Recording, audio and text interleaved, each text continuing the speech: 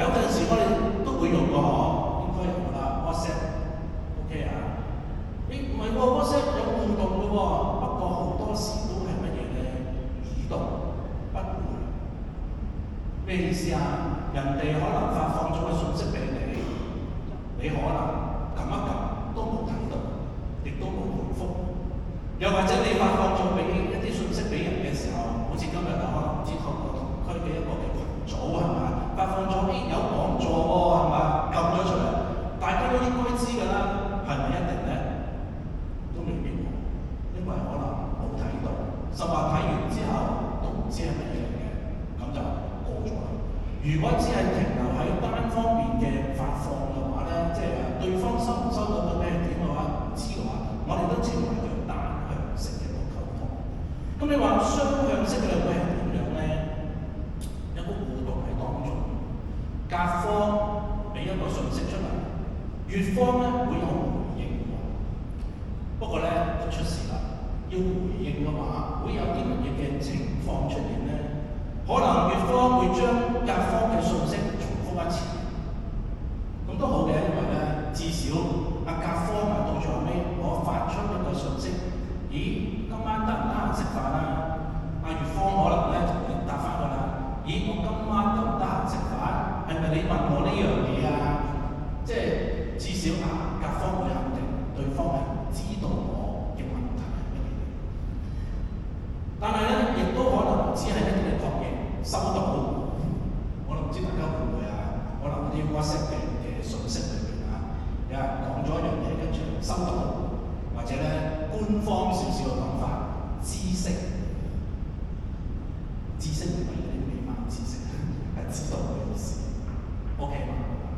確認咗 OK 啦，假設佢收到啦，咁樣啦。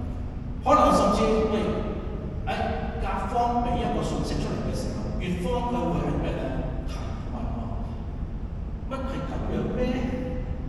你唔係咁樣講嘅喎，可能啲提問嘅質詢嚟喎，即係乙方收到信息之後會問翻甲方，甚至可能咧甲方會講咗另外一樣嘢，喺個對話可能幾次之後咧會有啲新嘅內容。咁大家好日常裏邊都會試過約去邊度食飯，或者喺邊度見面嘅話，都會有啲咁嘅情況。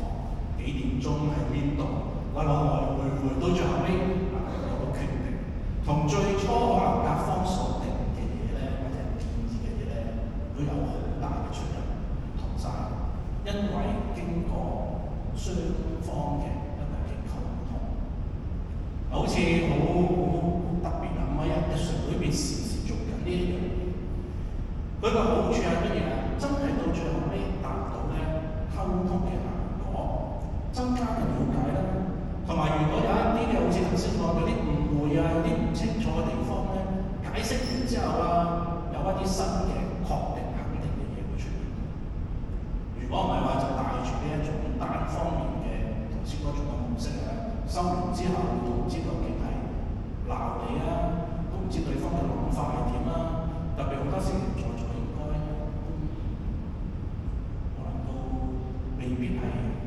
應該咁講，在座可能都經驗過啊，啲男士係嘛，約個女仔啊，當年約女仔嘅時候，咦，我咁樣講，對方唔知點諗喎，接唔接受咧？有時都唔知㗎。經過溝通雙方面之後咧，消除咗一啲嘅誤解，確認到唔好嘅地方係咩？好嘥時間。講完又講，重複又重複，陳述再陳述，解釋再解釋。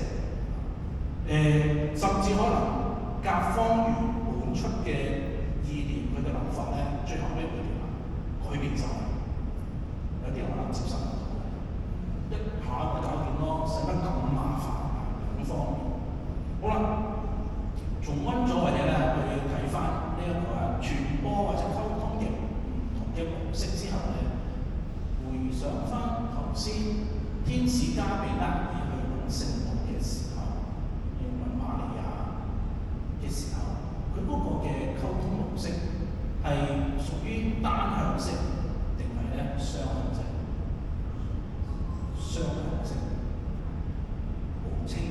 所以唔係單一。天主同人嘅溝通咧，唔係單向嘅，好多時會係雙向兩方面，一個嘅交流，一個嘅探討，甚至會有新嘅嘢咧會出現。我哋翻去頭先嘅讀經裏邊啊，留意下旁述咧講咗好多嘢嘅先啊。不過咧，我哋留意三個角色咧，有旁述啦，有天使，有瑪利亞。旁述一個人要描述個情景，一定講好多嘢。天使嘅説話其實都係好多。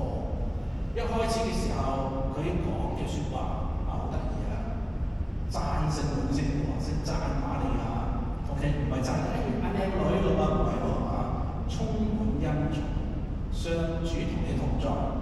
喺女人當中，你係蒙祝福嘅，你係 First Lady 嘅，應該係講啊，係一姐嘅，女人中你是蒙祝福的，一個嘅稱讚。諗翻我哋自己日常生活當中，我哋好多時同人溝通嘅時候，第一句説話會係講咩？特別在座嘅媽咪啊，對我哋嘅小朋友啊，第一句係會點樣咧？讚賞多啲嘅，還是指責多啲咧？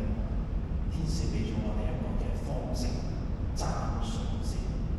好啦，跟住咧喺度好長嘅一個嘅描述。天使向瑪利亞講，因為瑪利亞當時嘅一個嘅15、16歲嘅女仔，瑪利亞當時應該係15、16歲，甚至更年青啊！有啲人會話，因為猶太人嘅文化係咁早嘅情況之下咧，去預備結婚。瑪利亞當時係準備結婚㗎嘛。咁啊，天使瑪利亞好驚啊！天使安慰佢啊，你喺天主面前咧獲得咗寵幸，將來有生子啦，幫佢起名叫耶穌，教佢點樣解釋咯喎。跟住嗰堆全部都係解釋嚟嘅，前面嗰兩句咧佢肯定嘅啫。解釋乜嘢啊？耶穌究竟係點樣？因為你諗下，一個女仔端端有人話你聽，話你要做媽咪，唔知點算。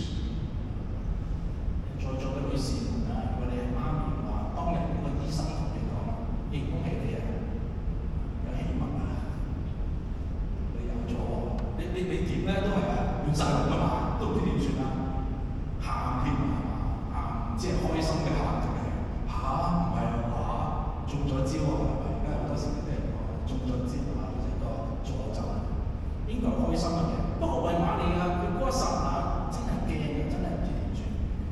天使講咗一大堆嘅內容去描述去解釋。喂，呢一個耶穌啊，呢個 BB 仔，你要生嘅呢個嘅小朋友啊，係偉大嘅至高者嘅兒子。上主天主要將祖先達你嘅御座賜俾佢。你諗下，瑪利亞聽呢一堆嘅內容咧，就係講緊咩嘢？達你嘅御座啊！我哋而家都唔好明啦，15、16歲嘅細路女究竟佢有咩？唔好理，至少天使要嚟解釋。為王呢一個嘅 BB 仔，佢將要咧統治雅各伯家，直到永遠，他的王權沒有終結。瑪利亞當時其實佢真係明唔明佢講緊咩咧？可能都唔明。但係最重要，瑪利亞關心嘅係乜嘢咧？呢度佢忍唔住。雖然天使有安慰啦、澄清啦、陳述。不過瑪利亞咧就介入呢一個事件，佢忍唔住喎，點得㗎？你咁